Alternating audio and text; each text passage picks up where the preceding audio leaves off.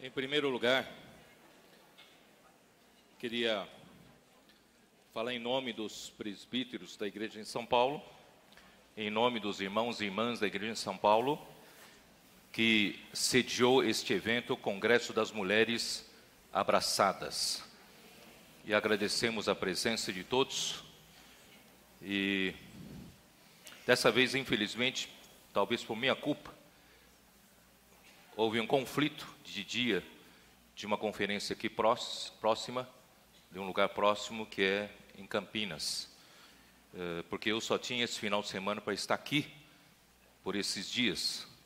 E acabamos marcando esse dia e algumas irmãs da região de Campinas não puderam vir por causa do conflito do dia. E nós vamos evitar na próxima edição, vamos evitar esse conflito, né? Para que todas as irmãs possam estar também, né? Aquelas que quiserem, poderão estar presentes. E o que eu vou falar foi resultado da comunhão com os irmãos presbíteros que acompanharam, desde de manhã, esse congresso. E eu quero dizer para vocês que vocês mulheres estão de parabéns. Vocês realmente são extraordinárias. Vocês pensam nos detalhes que o homem jamais pensaria, né? Uma balinha de hortelã depois do almoço, para a gente poder chegar aqui com um hálito agradável, né? E todos os detalhes maravilhosos que só a mulher poderia pensar. Então volto a mim o pensamento para quando Deus criou Adão, Ele deu a Eva por auxiliadora. Eu penso na minha vida sem a Sueli, sem a minha esposa. Quando estudei a escola técnica, colégio técnico, eu passei 3 anos numa república de homens. E aquilo não se pode chamar de lar. Era homem trombando com homem. E no lavatório, na pia do lavatório, cheio de resto de barba, né? Sujeira por tudo quanto é lado. Quanta falta não faz uma mulher? A mulher faz exatamente aquilo que o homem não consegue fazer.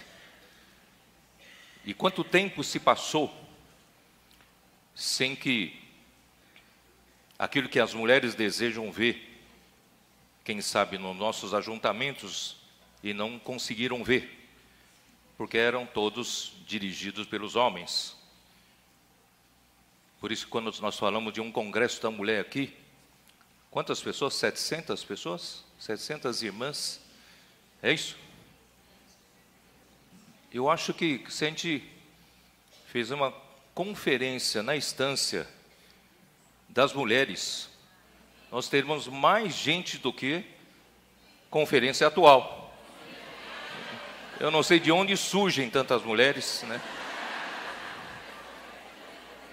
Porque quando vocês têm esse ambiente de mulheres, de mulher para mulher, vocês se sentem bem, não é isso? Vocês se sentem bem tratadas. Irmãos, esse é o papel de vocês. O Congresso das Mulheres, a meu ver, tem esse papel. Qual papel? Eu queria definir aqui para vocês. O Congresso das Mulheres visa a reconstruir a mulher. Que esse mundo, após a queda do homem, rebelião de Satanás, a natureza pecaminosa em torno do homem, e todos viverem no velho homem, desconstruiu a mulher para Deus, que seria para Deus. Então, algumas não sabem exatamente qual é o seu papel na igreja, outras desanimadas, outras, como as irmãs falaram, né, sempre sentem que o problema delas é sempre maior do que das outras. E o Congresso das Mulheres, para mim, visa reconstruir essa mulher para o Senhor. Vocês que estavam machucadas, vocês que estavam se sentindo inúteis, vocês que achando que não tem lugar na igreja para vocês serem mais úteis a Deus, a partir do último Congresso das Mulheres, vocês foram curadas. É evidente que o processo de cura é um processo, não é de uma vez por todas. Mas de lá para cá, eu vi muito progresso. Muito progresso no sentido de aquelas mulheres que se sentiam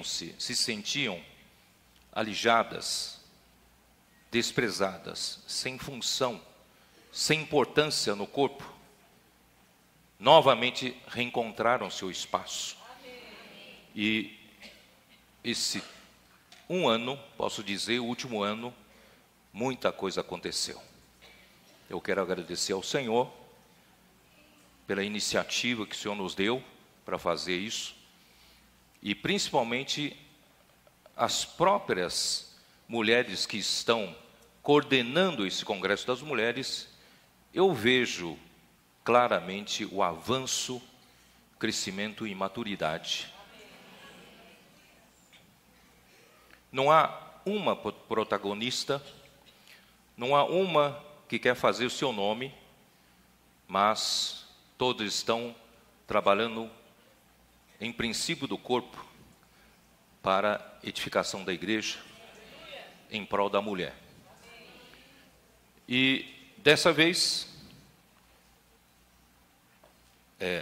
segundo Congresso das Mulheres, abraçadas, é para continuar o trabalho depois de curadas, vocês se sentindo abraçadas pelo Senhor em primeiro lugar, e se sentirem abraçadas pela igreja, e se sentirem abraçadas pela obra, por tudo que o Senhor quer fazer aqui na terra.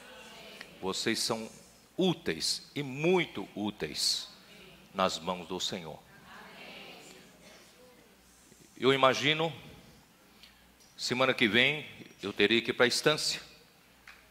Eu levo a minha família, a Sueli, os filhos, todos vão, 6 netos. Chegando lá, é outra casa. Tem que fazer supermercado, tem que pensar em tudo, até detergente, né? Sabão em pó, comida para cachorro, para as crianças. Irmãos, eu não vou conseguir pensar em tudo. Não é verdade?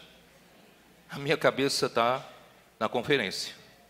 Minha cabeça está em preparar mensagens para suprir a palavra para os irmãos. Mas, irmãos, eu tenho uma mulher em casa que me complementa, que faz tudo isso e torna a minha casa um lar de fato. Esse é o papel de vocês. Assim também a igreja pode ser. A igreja não precisa ser feita de república de homens. A igreja não precisa ser feita de lugares secos, sem um toque feminino. A igreja precisa de vocês. Vocês são muito úteis. Vocês não imaginam o potencial que vocês têm. Agora eu vou falar um pouco com uma advertência.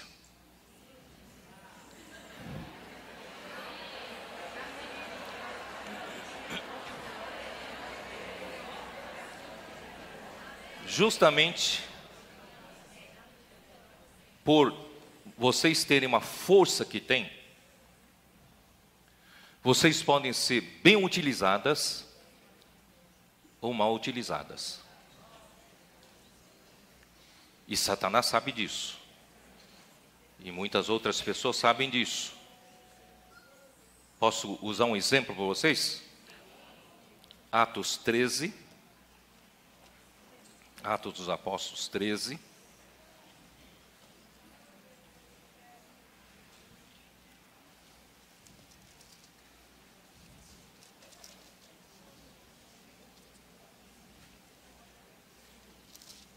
Nos últimos versículos, Paulo estava com seus cooperadores em Antioquia da Pisídia e muitos ouviram a palavra, se regozijaram e glorificaram a palavra do Senhor. Estou lendo 48, versículo 48. E creram todos os que haviam sido destinados para a vida eterna.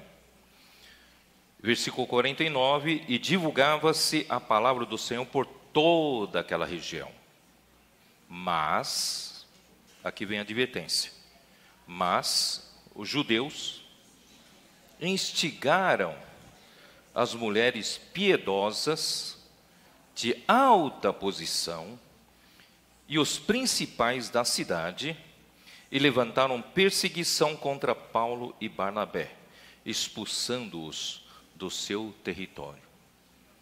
Esses judeus já vinham fazendo um trabalho de oposição e não conseguiram calar a boca dos apóstolos. Mas quando eles apelaram para essas mulheres piedosas de alta posição, por que são citadas primeiramente? Depois de que vêm os principais da cidade? Porque é mulher, né? Quando você mexe com a piedade das mulheres, defendendo o judaísmo, vieram esses homens falando contra a lei de Moisés, deturpando a ordem entre nós. Como pode? Aí as mulheres piedosas e de alta posição foram persuadidas. E uma vez a emoção é mexida com elas, você sabe que a mulher, quando você mexe com a emoção, pronto, elas dão a vida por aquilo. Isso é bom, irmãos, isso é bom. Quando mexem com vocês, quando a visão do Senhor chega até vocês, e realmente a palavra chega subjetivamente a tocar vocês, vocês dão a vida por isso. Só que vocês também podem ser massa de manobra. As mulheres podem ser manipuladas.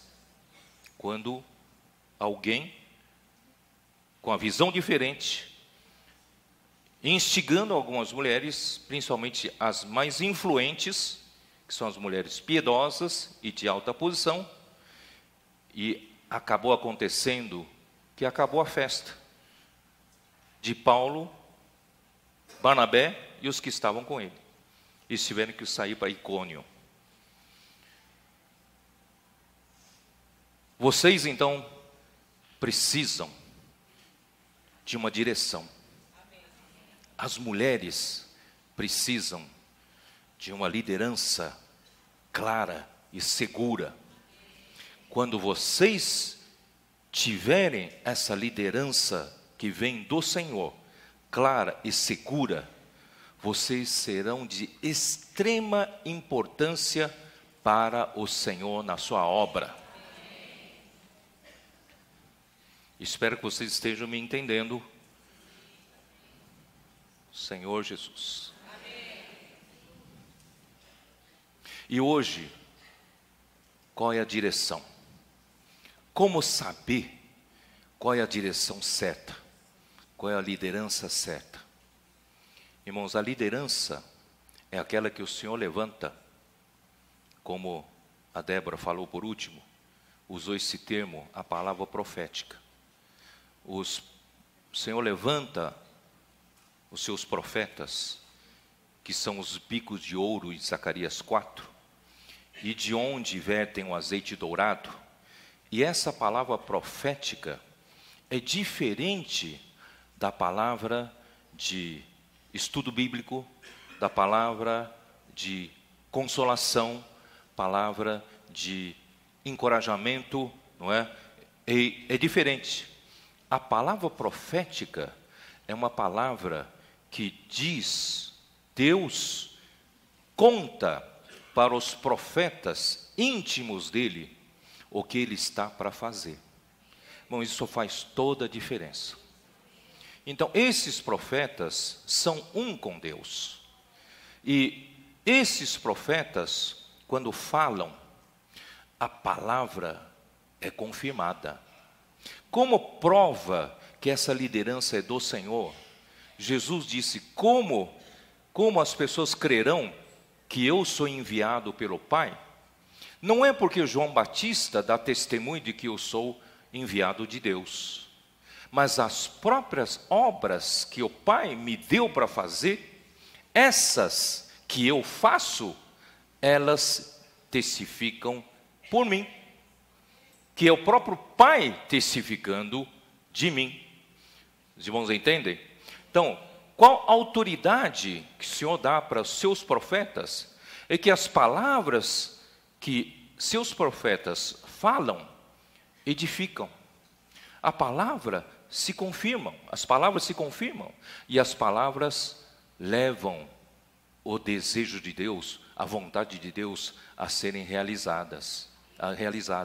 Por isso, irmãs, perdão, vocês precisam me acostumar a falar irmãs, né? Portanto, irmãs, a palavra profética entre nós é de extrema importância. Como vocês podem identificar com a direção? Como vocês podem ser úteis sendo usadas na direção correta? Foi falada por vocês estabelecerem uma vida de oração. Vocês precisam ter intimidade com Deus. Depois foi, eu não vou detalhar, depois foi falar para vocês terem uma vida de leitura da Bíblia. E na leitura da Bíblia, para mim, eu vou enfatizar um pouco isso, inclui a leitura do alimento diário e não fazer a leitura do alimento diário superficialmente como muitos fazem. Nós precisamos aprender a ouvir a voz do Senhor no alimento diário, descobrir qual é a palavra profética que Deus está para fazer e aquilo que Deus fala comigo pessoalmente. E, se possível, ouça a mensagem da semana acompanhando o alimento diário e você vai entender o que Deus quer. E, se possível ainda, acompanhe as últimas conferências regionais, porque são as últimas palavras que o Senhor está revelando para a sua igreja. Essa direção vai fazer vocês muito úteis na igreja. Então, eu vou terminar de definir o Congresso das Mulheres. O Congresso das Mulheres, para mim, está sendo usado pelo Senhor para reconstruir vocês, para recuperar vocês que estavam, todos nós fomos estragados por Satanás, a nossa humanidade foi estragada por Satanás, portanto o nosso relacionamento se deteriorou muito no velho homem, e Deus está nos transferindo para um novo homem. E estamos todos nesse processo de transferência para o novo homem. E o Congresso das Mulheres visa recuperar aquela que achava que está lá escondida, oculta. Ninguém sabe onde ela está, e de repente ela descobre que pode ser muito útil na mão do Senhor. Ela então é curada, ela então ganha autoestima, ela então começa a perceber que ela pode ser muito usada pelo Senhor, e ela está sendo abraçada pelo Senhor a todo o tempo. Deus dá muita importância para ela. Agora que ela foi reconstruída, foi restaurada. Irmãos, é hora de entregar essas mulheres para fazer a vontade de Deus. Aí que eu entro. Eu entro agora para isso. Vocês não vão parar aí. Vocês foram entregues para nós, levamos a vocês a fazer a vontade de Deus. Deus tem o seu reino que Ele quer trazer, quer se manifestar. E hoje estamos no processo de ganhar esse reino para Deus. E a vida da igreja, esse procedimento para Deus poder dar esse reino dos céus na terra para Cristo governar. E eu e vocês estamos nesse processo. Agora vocês me permitem ir mais lá para trás nos primórdios. Voltando de novo para quando Adão criou a Eva. Perdão, quando Deus criou Adão e a Eva. Quando Deus criou Adão, Deus disse: far-lhe-ei uma auxiliadora que lhe seja idônea. E fez a Eva, retirando uma costela, daí edificou essa costela numa mulher. Então, a mulher foi criada para auxiliar. Então, depende de quem você está auxiliando. Se você auxiliar para um que faz a vontade de Deus, você vai ser muito útil. Se você auxiliar um que não está fazendo a vontade de Deus, você está perdendo a sua função. Então, graças a Deus, irmão, todas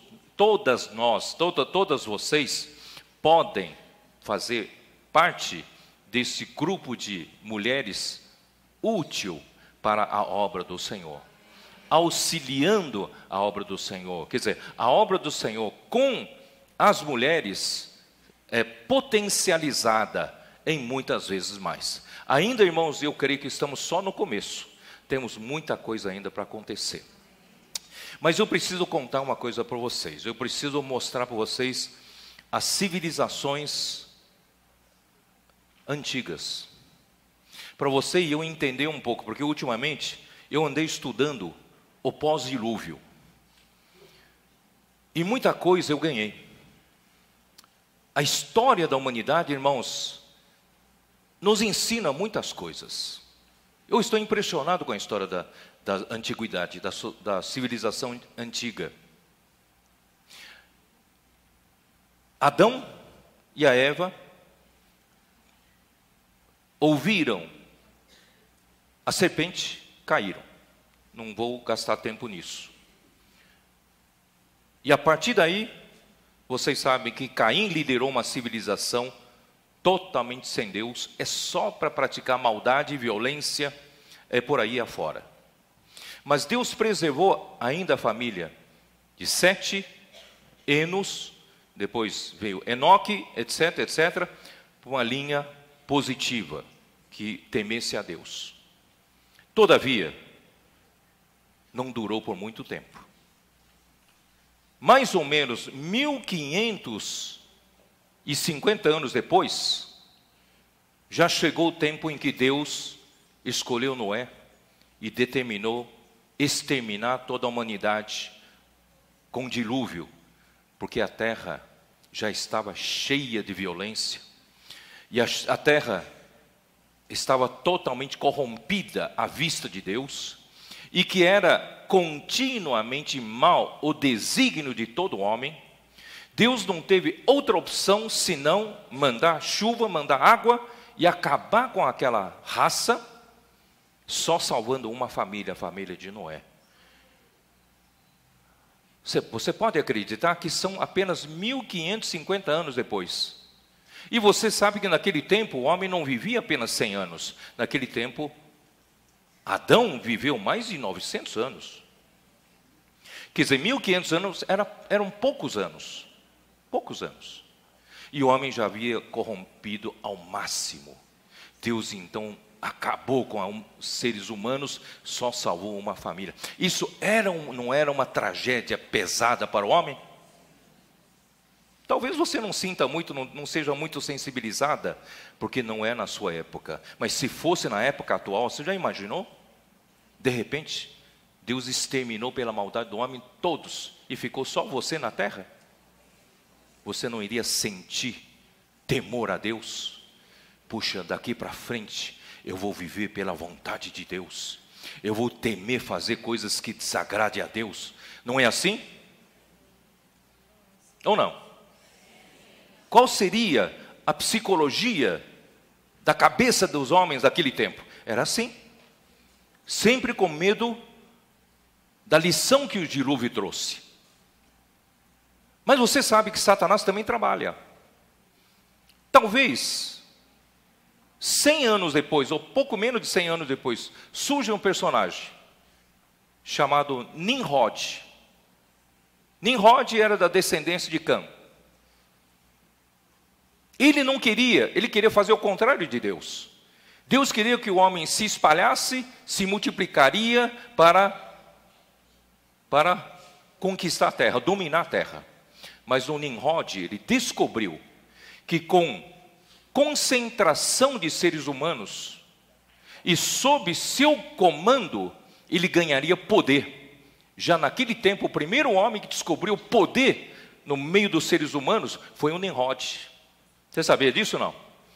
E ele então concentrou o homem, ele construiu a cidade de Babel e construiu mais cidades, porque a concentração de homens lhe dava poder.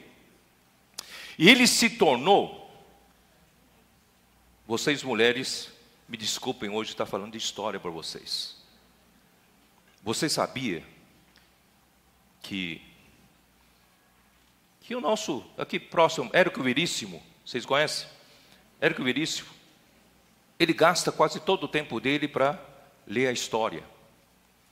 Ele não tem tempo para entretenimento. O Ben-Gurion, Davi Ben-Gurion, o fundador do Estado de Israel. O Estado de Israel foi refundado em 15 de maio de 1948. E o Ben-Gurion é um estudioso da história universal. Ele estudou muito as civilizações antigas para poder não repetir os mesmos erros.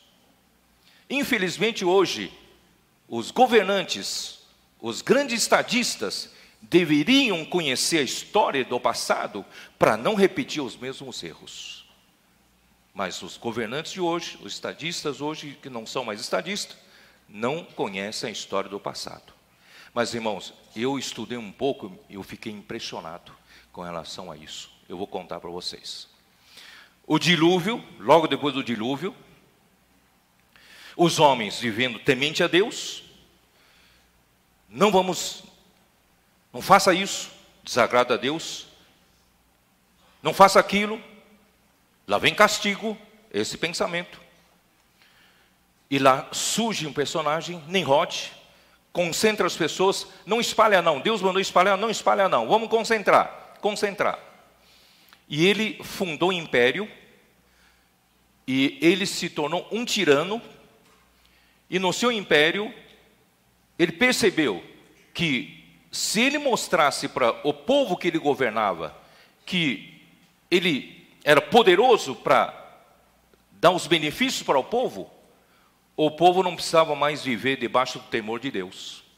Isto é, o povo começa a pouco a descobrir que o homem não precisa mais de Deus, não precisa mais ter o temor de não fazer o que Deus quer. O homem não precisaria mais estar escravizado debaixo desse Deus verdadeiro, de fazer a sua vontade. Não sei se vocês estão percebendo um problema sério aqui. E com isso surgiu a Torre de Babel. E a Torre de Babel era uma competição e uma afronta com Deus, o Deus verdadeiro. E quando a Torre de Babel foi levantada, o homem falou assim, isso está em Gênesis 11, versículo 3. O homem falou, façamos uma torre cujo topo atinge ao céu. É um desafio ao céu, é uma substituição de Deus. Nós não precisamos mais de Deus. Nós não mais vamos ficar preocupados em fazer a vontade de Deus. Vamos fazer a vontade do homem. Era essa a declaração da Torre de Babel. Nimrod provocou tudo isso. Você sabia que quando Abraão nasceu, foi 350 anos depois do dilúvio? Abraão nasceu no meio do mundo pagão. Não havia, 350 anos depois, não havia um homem sequer adorando o Deus verdadeiro, pós-dilúvio, acredite se quiser. Não havia um ser humano adorando o Deus verdadeiro. Todos adoravam a outros deuses.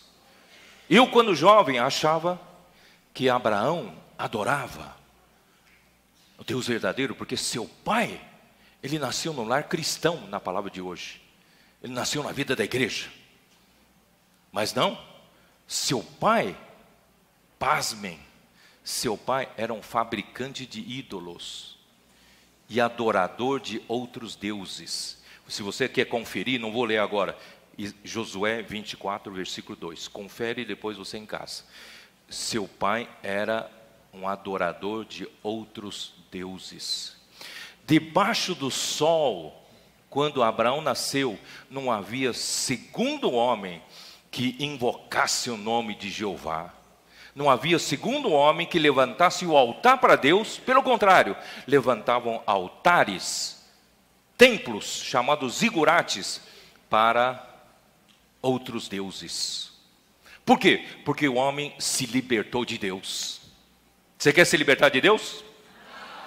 Se libertou da tirania de ter que fazer a vontade dele. Porque se você adorasse o Deus verdadeiro, você teria que fazer a vontade de Deus.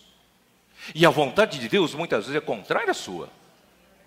E Deus não negocia a sua vontade com você. Ah, por favor, Deus, eu vou te adorar, vou te servir pelo resto da minha vida, se o Senhor me desse isso, aquilo. Deus não negocia com você. A vontade dele é absoluta. Então o homem foi, já que a vontade de Deus é essa, eu não quero ficar debaixo dessa escravidão. Então vou fazer o nome do homem, tornar célebre o nome do homem. Essa era a intenção da Torre de Babel. Tornar célebre é fazer o nome do homem, que nem assim como fazer marcas. Hoje tem marcas registradas de altíssimo valor agregado. Irmão, o homem queria fazer nome do homem, em detrimento do nome de Deus. Sabe por quê? Porque o homem quer se tornar um Deus. O homem quer se tornar igual, como Satanás, se tornar igual ao Altíssimo. Porque o homem é egoísta. Ele quer fazer a sua vontade. Ele quer levar vantagem. Ele quer ter seus próprios benefícios, viver pelos seus próprios interesses. Então, irmãos, o homem voltou as costas para Deus totalmente. Mas aí, de onde vêm os ídolos? Por que deixar de adorar o Deus verdadeiro e adorar ídolos? Qual a diferença? Por que eu negaria a Deus verdadeiro? Porque eu não quero ficar forçado a fazer a vontade dele. Mas se eu adorar outros ídolos, não teria que fazer a vontade dos ídolos? Quem sabe? Não, os ídolos foram inventados para fazer a vontade do homem. Essa é a diferença. Deus verdadeiro, eu sou obrigado a fazer a vontade dele. Mas se eu inventar um ídolo, por exemplo, eu quero ficar rico, eu vou criar um Deus da riqueza, que tem de monte aí, né, no mundo pagão. Deus da riqueza. Eu vou adorar. A Bíblia diz que o ídolo em si nada é. É um pedaço de pau, um pedaço de ouro, de prata, não é assim? Só que, quando o homem adora, o que é que acontece? Depois, não tenho tempo, depois eu mostro um versículo para vocês, que os demônios estão atrás. Quando o homem adora aquele ídolo que nada é, o fato de adorar, Satanás põe os demônios por trás. E alguma coisa sobrenatural, sobre-humana, acontece. E essa pessoa que adora, sacrifica esse ídolo, fica rica. E passa a ter nome. e começa a falar para outros adorarem a esse mesmo ídolo. Não é assim, irmãos? Tem um Deus deusa da fertilidade, tem um Deus da chuva para quem quer colher bem, na hora certa veio a chuva, Deus da colheita, tem um santo casamenteiro, tem um santo protetor de motorista, tem um santo...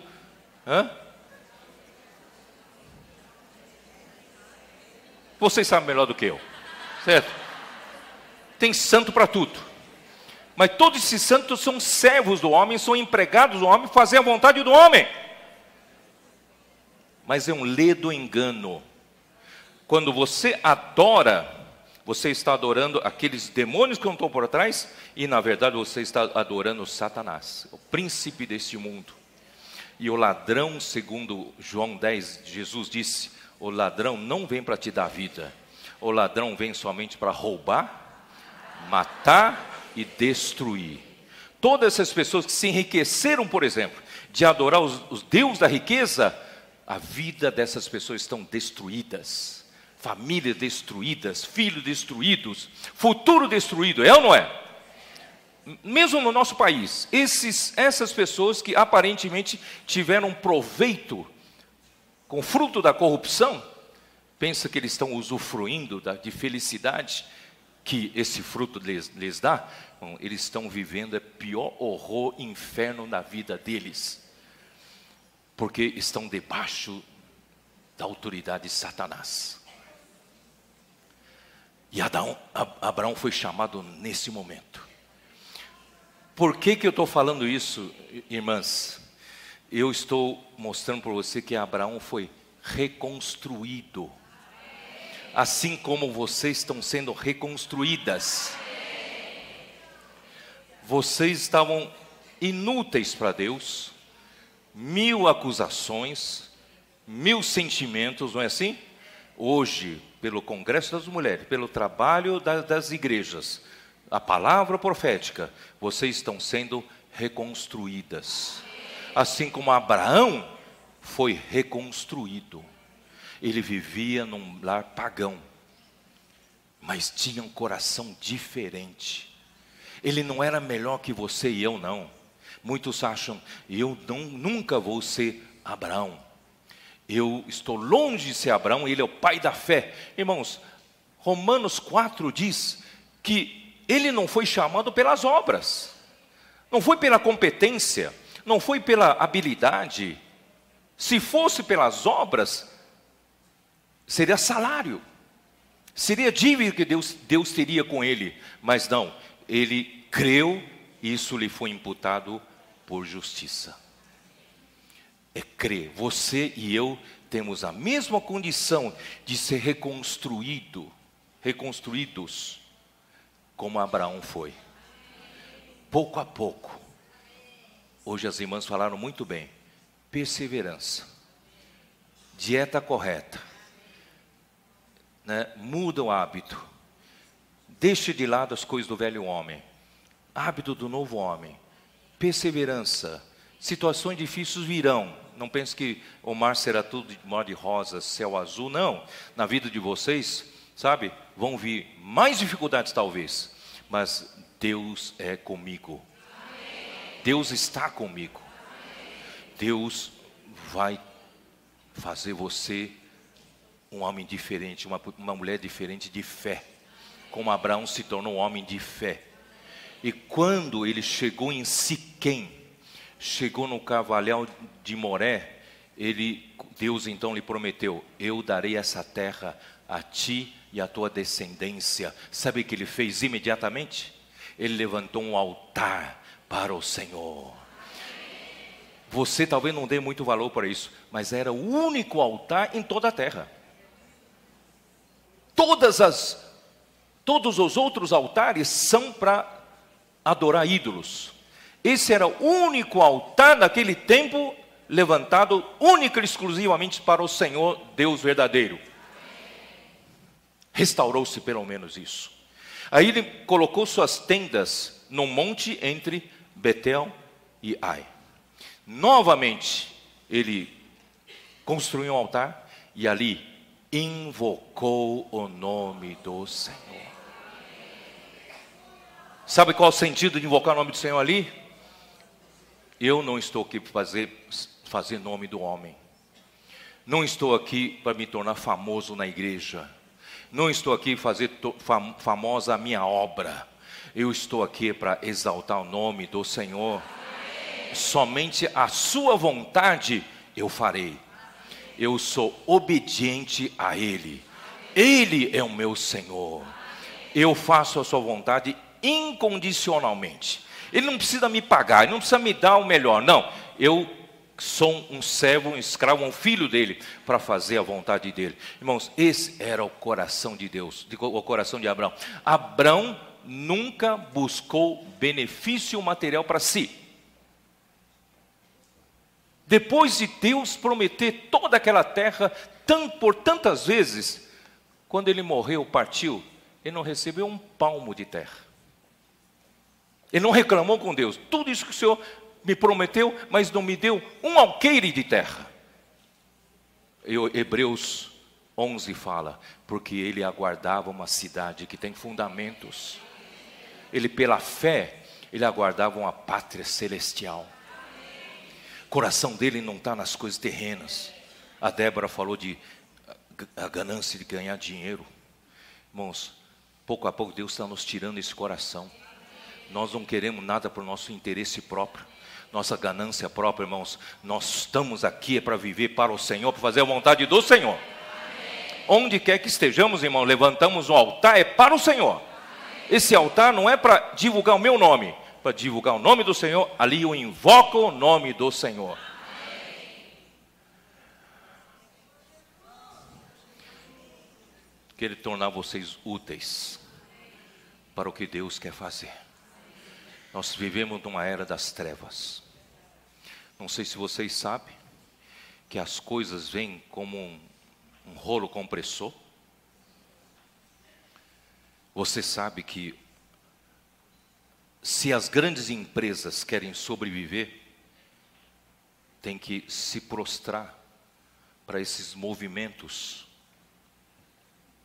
LGBT. É tão forte que até as grandes multinacionais estão começando a assinar um compromisso de apoiar. O banco que você usa assinou na semana passada um compromisso de apoiar. Por quê? Porque, irmãos, o amor ao dinheiro rege todas as coisas.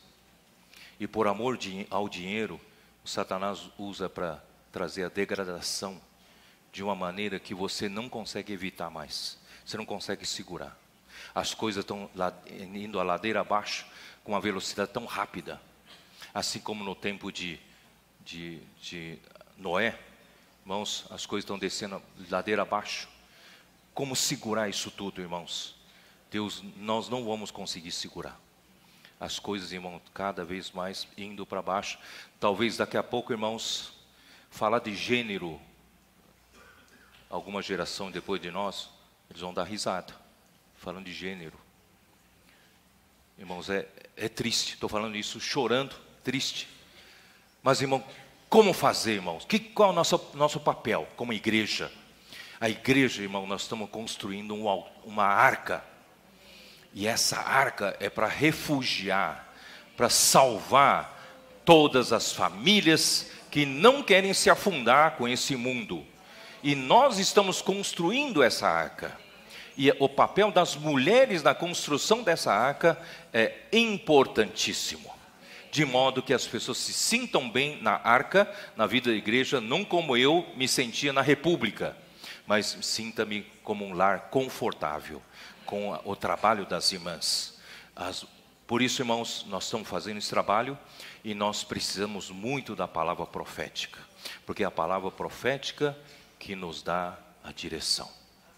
Você sabia que o povo se deteriorou? Eu vou dar uma ideia de tempo para vocês. De Adão até Abraão, mais ou menos 2000 anos. 2000 anos. E você sabe que o dia que nasceu Abraão, morreu Noé. 350 anos depois do dilúvio. Então não é muito tempo, mas o povo já havia se corrompido ao extremo. Não confie em você. Se você deixar a vida da igreja por uma semana, você deixar de reunir por 2 semanas, você deixar de orar, ler a Bíblia, ler o alimento diário, ir para as reuniões por 3 semanas, você já é outra pessoa. Você não sabe que você já se corrompeu. Se guarde. Se guarde. Conheça a sua própria natureza. Precisamos ser salvos. Vocês precisam ser salvas dentro dessa arca. Mas quem nos salva, quem nos dá direção, é a palavra profética.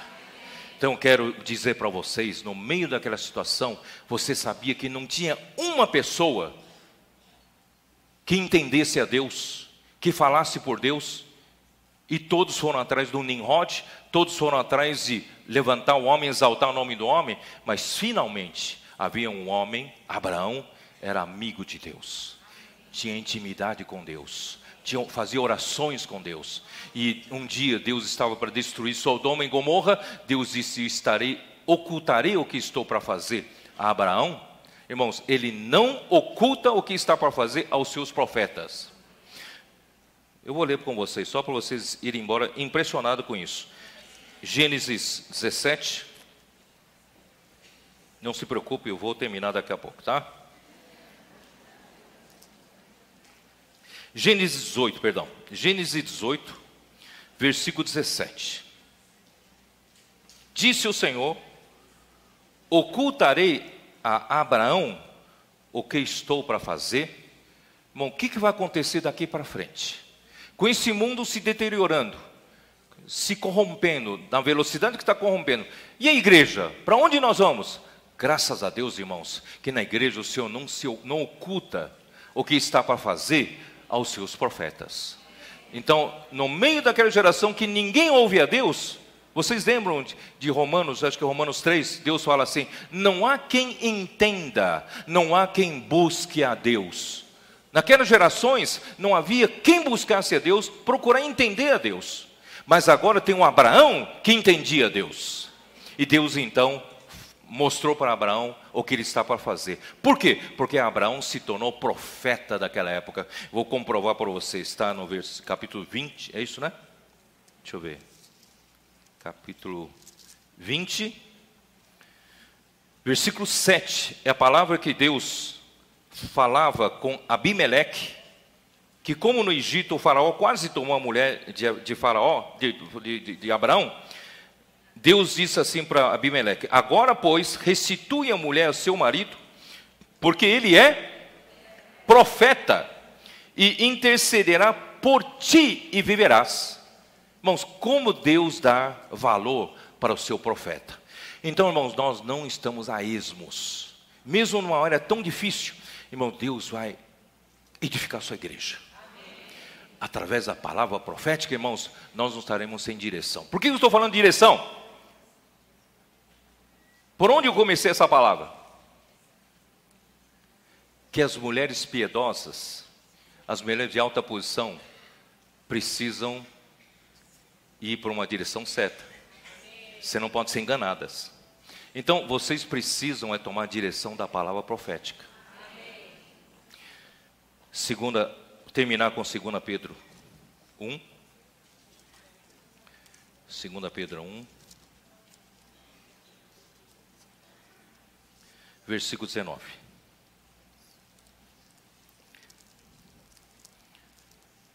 Temos assim, tanto mais confirmada a palavra profética, e fazeis bem em atendê-la, como a uma candeia que brilha em lugar tenebroso, até que o dia clareie e a estrela da alva nasça em nosso coração.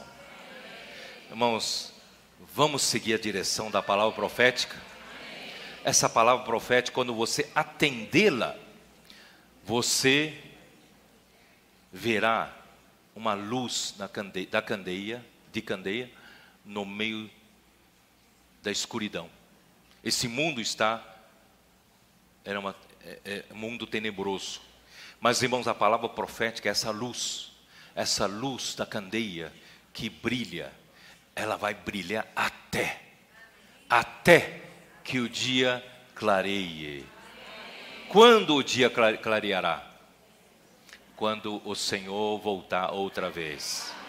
Então, irmãos, até a segunda vinda do Senhor, graças a Deus, nós vamos ter a palavra profética. O Senhor terá os seus profetas, e nós vamos ter uma luz para seguir, fazendo a sua vontade, e as mulheres piedosas e as mulheres de alta posição terão uma direção correta para seguir, que são vocês. Vocês farão grandes coisas para Deus, encabeçadas, não é isso? Em Cristo, vocês serão importantíssimas daqui para frente. Que o Senhor abençoe todas vocês. Sintam-se abraçadas. Jesus é o Senhor.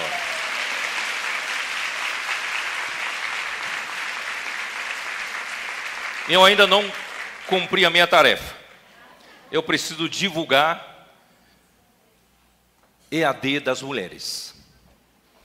As irmãs, carinhosamente, com muita dedicação, estão preparando um ensino à distância para a gente saber como cuidar das mulheres na igreja.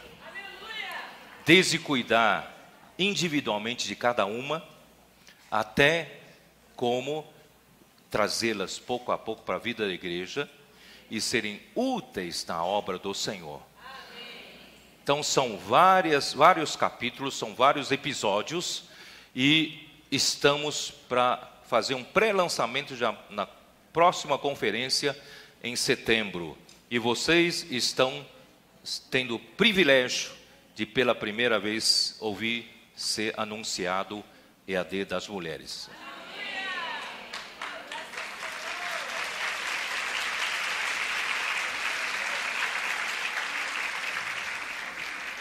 Então, não percam, já assim que sair, faça inscrição do seu EAD para as mulheres. Amém. Senhor abençoe vocês outra vez. Jesus é o Senhor.